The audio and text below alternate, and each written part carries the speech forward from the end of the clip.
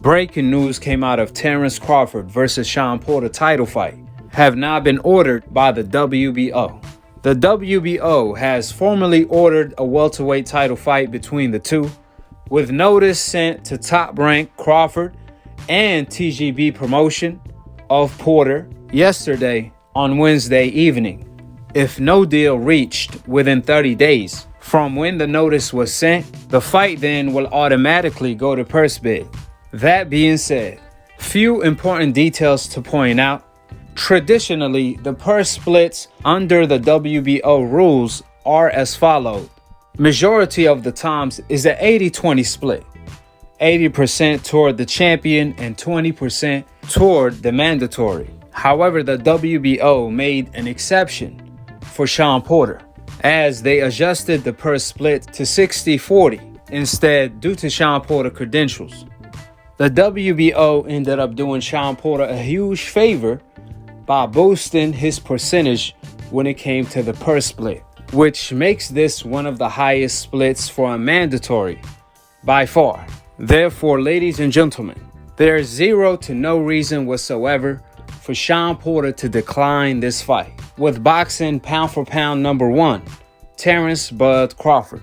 Shawn Porter have been telling the public for years the main fight he wants is Terence Crawford. He have been Crawford mandatory for more than a year now, but he never petitioned to fight Crawford as the mandatory, though he kept telling the public that's the main fight he wanted. You have to be careful what you ask for, because now the WBO did what Shawn Porter should have done. They have now ordered the fight between Crawford and Porter. Now, it's unclear at this moment in time who pulled the strings to order the fight between the two, but I can assure you, it's not Shawn Porter. It's either the WBO or Terence "Bud" Crawford. We know that's the case because a week ago, during the Manny Pacquiao versus Errol Spence press conference, Shawn Porter revealed that he do not know who he's gonna fight next. He added that I already made it publicly known who I want to fight, which is Crawford. But due to business inside of the streets, I looked at Keith and I kinda told him, why don't you go after Ugas and I go after Jamal James, who is currently the WBA regular champion and have only lost to Ugas, I believe. There's a lot of legacy-defining fights that could be made at 147. Yeah. What's the next fight for you? I don't know. And I'll go ahead and say this: they showed the on the video. They showed that the champions right now, obviously Errol Spence Jr., and then they also show your Dennis Ugas and Jamal James with the WBA, and they of course show Terence Crawford. And I've been publicly saying that I wanted that Terence Crawford fight. I do want that fight, but we talk about our side of the yard. I kind of looked over at Keith. I didn't say it, but I was like, why don't you go get Ugas? I'll go get Jamal, and then we'll figure out what we're gonna do after that. So that alone reveals that Shawn Porter wasn't the one that pulled the strings to make this fight come to fruition by ordering the fight, since he was focusing on Jamal James. In fact, Shawn Porter have already called out Jamal James on multiple occasions. On the other hand, Terence Crawford made it clear when he knocked out Kell Brook that he's going to try his best to make the Pacquiao fight. However, if that fight doesn't come to fruition, then definitely Shawn Porter is next, since he is the mandatory. Therefore, since Bob Arum screwed over the Pacquiao fight, and Virgil Ortiz wasn't ready to fight him next either, that left Crawford with only 140 pounders to fight. Even then, Bob Arum wasn't trying to give him the Josh Taylor fight until 2022.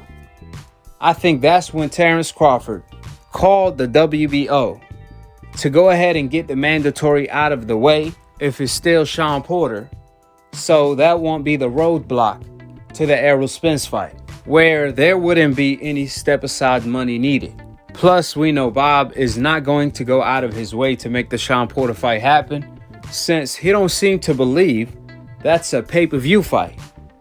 However, he will quickly realize that this is nothing less than a mega fight the moment this fight goes to purse bid.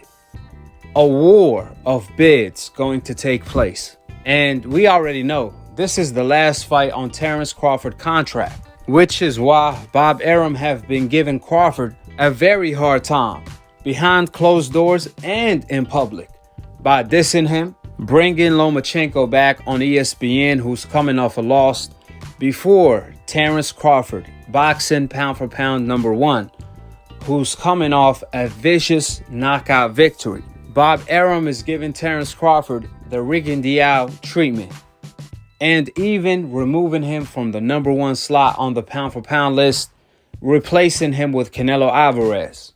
Therefore, I believe there's a great chance it was Crawford who made the call to make this fight happen. Shawn Porter tweeted something and he added you. He said, listen, I'll be ready for May. And then you said something about, just stand by. You're trying me. What did you mean by that? I just told him to stand by, you know what I mean? I've been seeing the little slick stuff that Shawn been saying here lately, I'll be watching. So I just told him to stand by, because if the fight that we're working on don't go through, then for sure. And that's Pacquiao, you mean? For sure. If that fight, don't go through, then for sure we'll visit that fight, and then, we can get it on. Or it can possibly be the WBO ordering the fight, since the mandatory been long overdue due to the fact Shawn Porter never petitioned to fight Terence Crawford. Nevertheless, it really doesn't matter what the reasoning is. The only thing that matters is that we have a war on our hands, and Bob Arum sure has a war when it comes to purse bids. Furthermore, the smart thing to do as the fighters is to take this to purse bid, because whatever is Bob Arum and ESPN are offering, that offer will be given as a bid from their end on the day of the purse bids. That exact same offer, if it does go there, which will be silly on Crawford and Porter end if it does not go there. That way they can maximize their value in the open market. Just look at Teofimo Lopez versus Camposas. Bob Arum offered him $1.25 million, but thanks to Triller, he ended up making almost $4 million instead. And last but not least, I remember like it was today. Before Terence Crawford fought Postal, everyone accused Terence Crawford for ducking Postal. After he fought him and beat him, some way, somehow, he cherry-picked him. They said the same thing about Felix Diaz, who was a gold medalist and came off an impressive performance against Lamont Peterson. Everyone accused Terence Crawford of ducking him.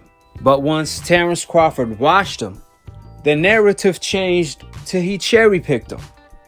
They did the same thing to Crawford at 147 when he fought Benavidez.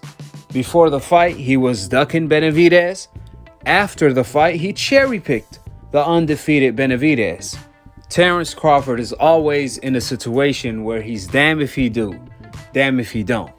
Even when Crawford was pound for pound #1 at 147, he was still the boogeyman. Errol Spence made it clear that he's saving Terence Crawford for last. Keith Thurman wanted no parts of Terence Crawford when Keith was still undefeated. Keith only changed his tune once he lost to Manny Pacquiao. Even Shawn Porter, when he was a champion, he never wanted to unify with Terence Crawford. It wasn't until he lost to Errol Spence that's when he felt like he has nothing to lose and started to call out Terence Crawford then. So many people have falsely accused Terence Crawford of ducking Shawn Porter. Therefore, keep the same energy.